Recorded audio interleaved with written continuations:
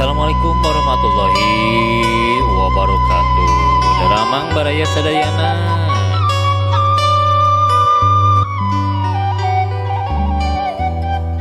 Nuhun upami damang mah tepang dangu di sareng mamang dina dongeng Sunda. Kalawan judulna Balabah karangan Deni Riyadi.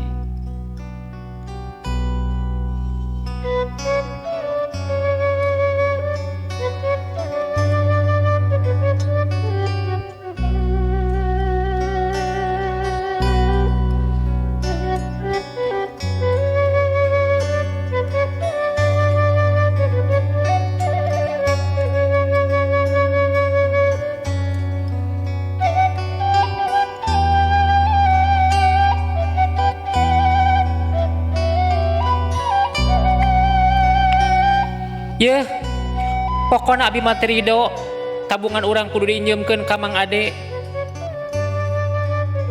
Ceuk Halimah pamajikanana basa kudu didongengkeun ka ayan Mang Ade anu keur butuheun pisan ku duit.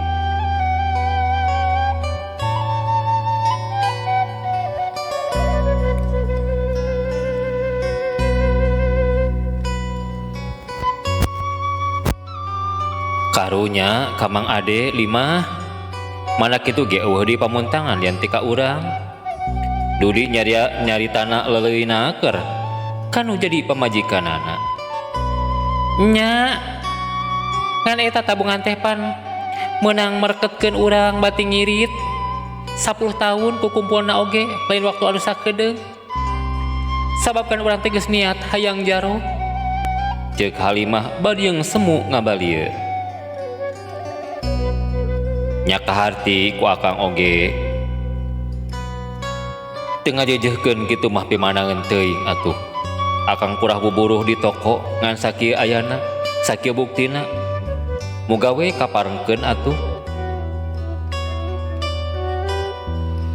Tuh gini, akang ge sadar pan. Halimah motong caritaan Dudi. Kilang kitu atuh duit manaku kumpul sakitu hesena rek dibikeun ka Mang Ade. Nu sareatna mah boa kataur. Boa moal dina kataurna ge teuing iraha. Astagfirullah, istighfar 5. Dudi ngingetan.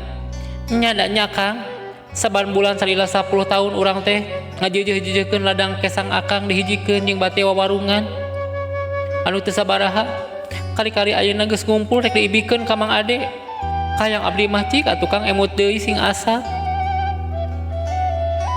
Kacipta ku Dudi kumaha balungna pikiran Mang Ade.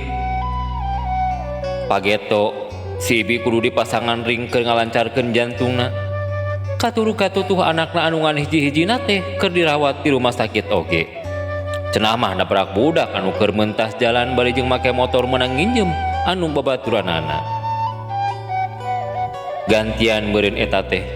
Nya kacipta kumaha bingungna Mang Ade menang papait siga kitu bari teu nyekel duit pisan. Kudu di oge kaciptaeun pisa kumaha teuing ngambekna Halimah lamun teu jadi jaroh teh. Menang hayang jeung marketkeun pangabutuh. Hayang naon-naon cukup ku dibangbalerkeun ku sabatae engke oge. Lamun geus waktuna mah atawa sing sabar wae.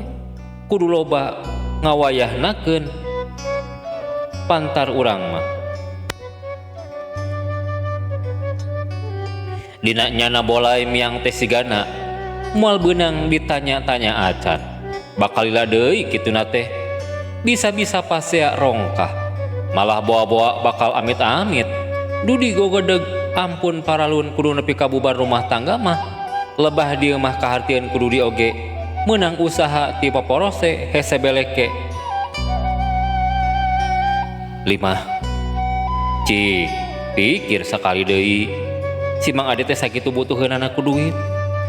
Asa teu wasa lamun si Ibi nepi ka teu bisa berobat ka rumah sakit teh. Piraku deui, piraku urang tega nempo kapi adi dipangberokan. Halimah teu mairan omongan salakina.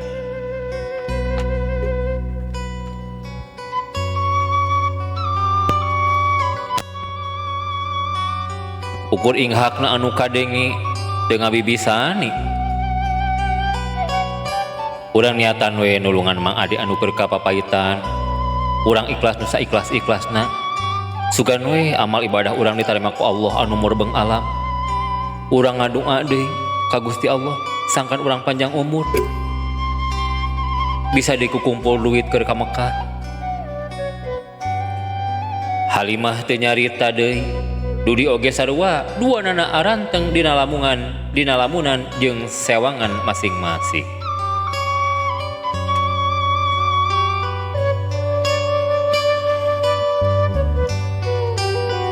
Dudi apal pisan kan adat pamajikanana. Lamun geus kitu mah moal bisa ditanya deui sanajan nyileuk nepi ka subuh oge.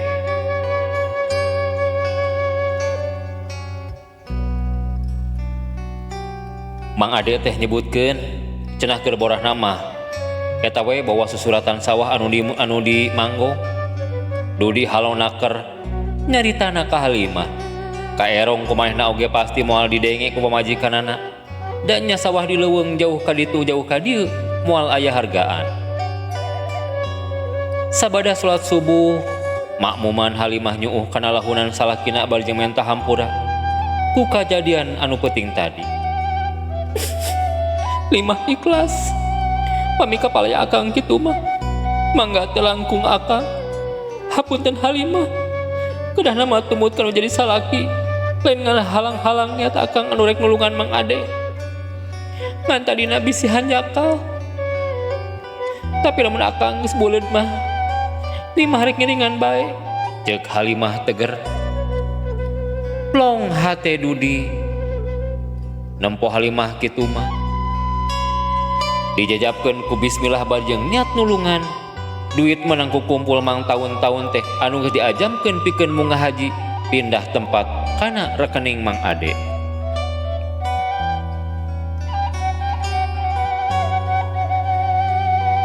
Ngahaja initna teh poe Sabtu bada subuh sangkan jalana can pati rame ku kendaraan jeung moal panas ongkoh. Dudi ngabonceng Halimah ceuk hitungan Dudi mah dina elatna tabuh 8 ge geus aya di imah emak di Indihiang. Sanyana pisan tabuh 7:30 geus nepi ka lemburna. Aya mobil diparkirkeun hareupeun imah. Teu ieu jadi pikiran ke Dudi mah panyangkana teh meureun semah ka tatanggana anu tukangeun imah makna teh. Mana mah pan taragurah geureuh asal teu ngahalangan panto pakarangan we cenah.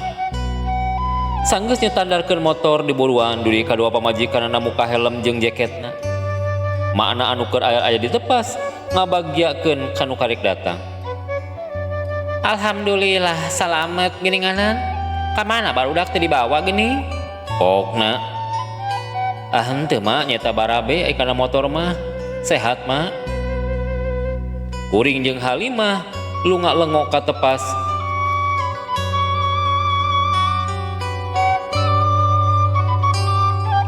Lain siga aya tamu geuning ceuk kuring deui.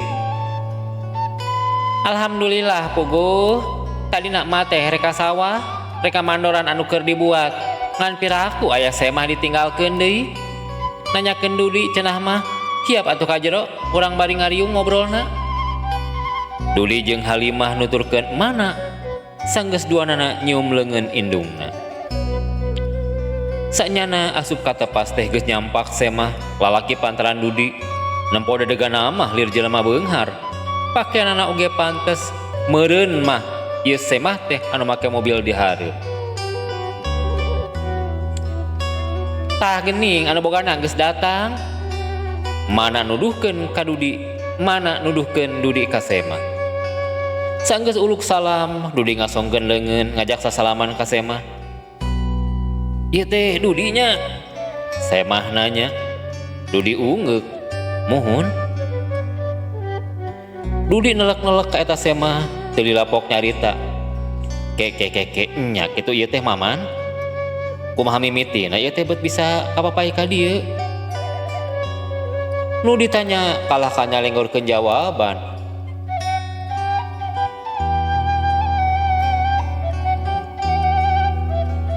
Mak, tah sugan we pijodoeun geuning. Duh di ieu mah rerencangan abdi nuju SMP. Ceuk Maman bari jeung seuri bunga. Indungna Surti. Kieu ieu teh Dud. Maman teh mapai raratan anu boga sawah di Manggong. Cenah mah geus saminggu. Geus minggu can kapanggih. Ari tadi rebon-rebon keneh ka sawah ti geus daratang nu gacong. Nya nanyakeun Maman teh. Kudu rek digarawe teh dituduhkeun ka dieu nyebut nama sugan kudu rek dijual eta sawah teh. Kumaha teh dijawab sabalakana we yen sawah teh da geus ditatawarkeun 3 bulan ka tukang. Tapi nya kitu teh geuningan can aya nu wanieun.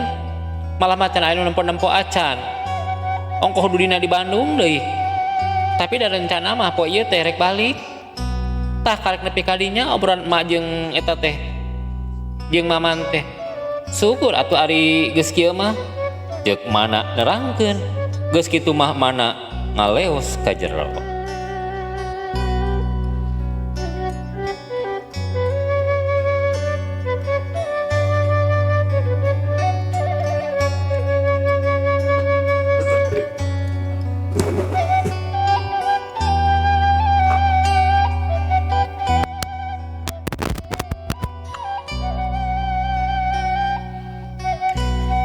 Teu lila ti waktu nginjem duit harita, Mang Ade nelpon deui nyusul carita anak nyebutkeun yen asa moal bisa kaltawur hutangna teh. Cenah rek boboleh we ka Dudi. Boreh sawah teh anu di Manggong rek dipasrahkeun kabeh wae. Sanajan hargana murah, dilebah dinya mah da lega ieu sawahna. Asa dedengeun keneh. Mamandapan Mang Ade harita. Lain kumaha maksudna ieu teh Man? Dudi nanya ka Maman. Heueuh ieu mah susuganan we. Abi teh perlu tanah Dudi. Sawah anu di Manggong teh cik sabaraha bata sawahna teh legana? Ceuk Maman deui. Ari ceuk susuratan mah 400 bata. Emang perlu sakumaha? Is, lain kitu Dud, ari aya mah 1 hektar oge teh masalah. Nariknya naon atus nameni perlu galga teuing tanah teh bagian publik sugan. Lain ieu mah Dud, kuring mah digawe di pausahaan properti ari puseuna mah di Jakarta. Ngan kabeneran hayeun proyek perumahan di dieu. Maman rangkeun kaayaanana. Oh, kaharti atuh lamun kitu mah. Ngan nyawe eta teu salah kitu nyeun imah di tengah leuweung. Dudi nanya bari jeung seuri leutik. Heueuh bener Dud. Malah nu lebakna sawah Dudi mah 1 hektar geus dipanyeran. Baru Dudi beuki heraneun. Cik wani sabaraha? Nu geus-geus mah 2,5 juta per bata teh. Kusabab sawahna nu Dudi mah engke bakal jadi klaster panghareupna. Nya ku abi trek dihargaan 3 juta we sabata. Keun tanggung jawab adi lah kumaha ngomongna ka si bos mah. Kumaha tah mun kitu? Dudi teu nyarita naon deui, asa bohong piraku sawah anu jauh ka dieu.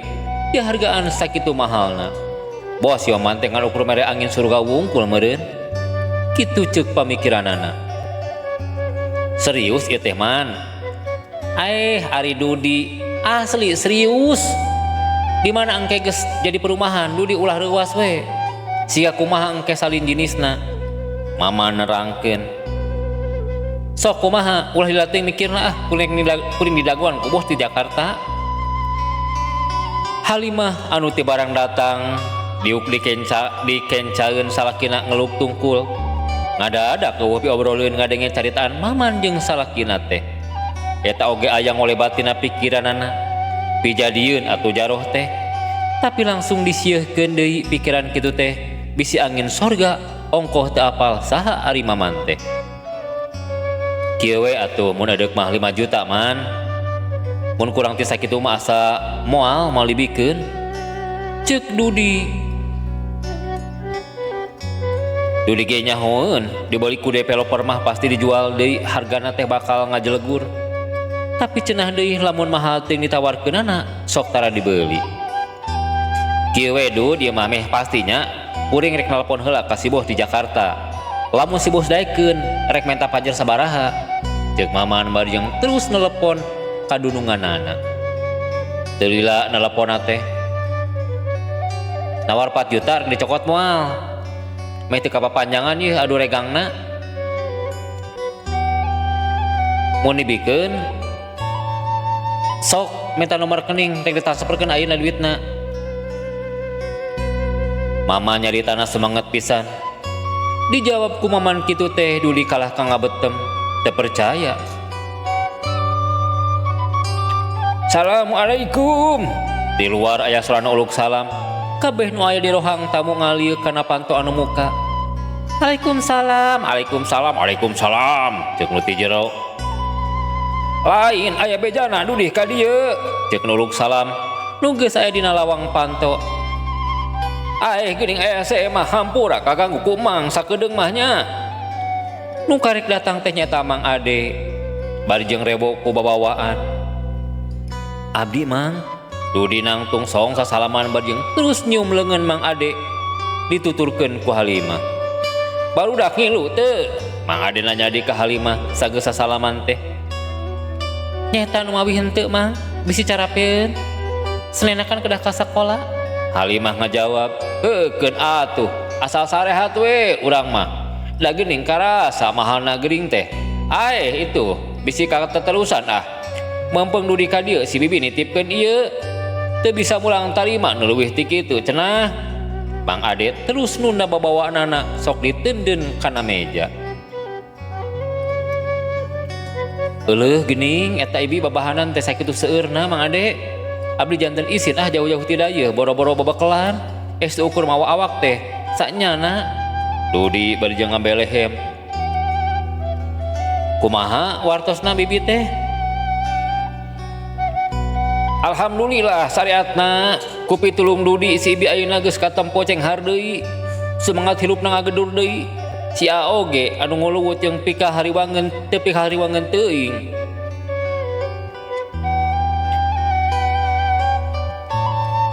Cenah deui ieu teh dahar-dahareun kampung, aya ranginang bugis kolontong bawaeun ka Bandung, keur sabarakeun di dieu mah. Aya beuleum ulen haneut keneh geura. Mang Ade terus masrakeun bungkusan ka emak anu norojol ti jero ngadenge sora Mang Ade teh. Dudi jeung Halimah bati cari nakdak bari jeung neuteup Mang Ade jelema basajan tapi hatena pohara weningna jeung rasa duduluranana sakitu gedena. Tamat pamiarsanya. Hatur nuhun pamirsa sadayana walami-lami ahlaibna.